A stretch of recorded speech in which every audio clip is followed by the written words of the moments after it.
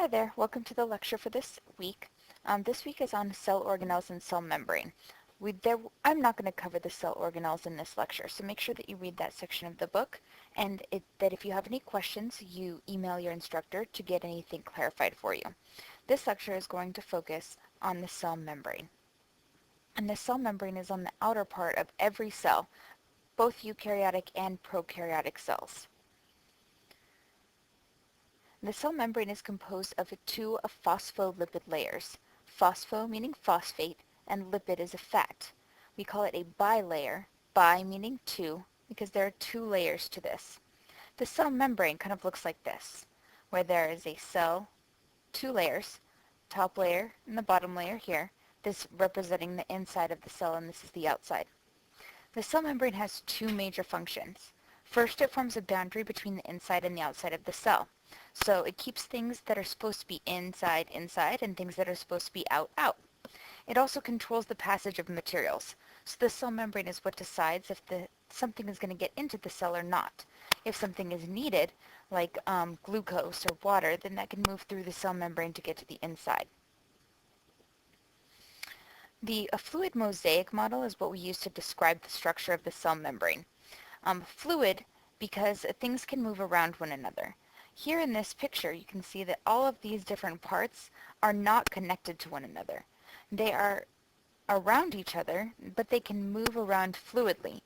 They're not bonded to each other or attached in any way.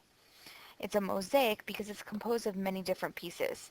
So here, in this picture, you can see all of these little circles that represent the phosphate heads. These, if you can imagine, are like ping pong balls floating on water. They can move all around each other, so they're not stuck in just one place, and they're not attached to any of the other molecules that are next to them. There are lots of different other molecules that are also embedded in the cell membrane. For example, protein here. These proteins, they can be used for a number of different things: identification, communication, lots of different things proteins do. This one here is a protein channel. So this allows things to move through the cell membrane if maybe they're too big to go through the actual bilayer. These little molecules on the inside are cholesterol. You may have heard that there are two different types of cholesterol, good cholesterol and bad cholesterol.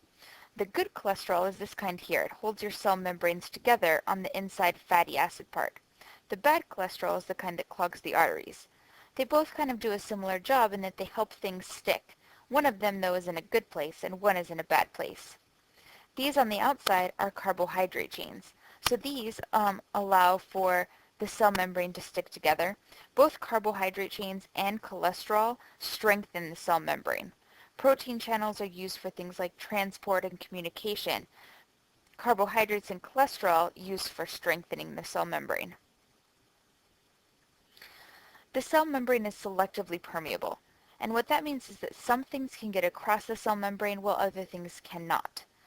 That in this case, in this picture, these little blue ones are able to travel through the cell membrane where it prevents the orange molecules from moving through. It can have to do with size or temperature.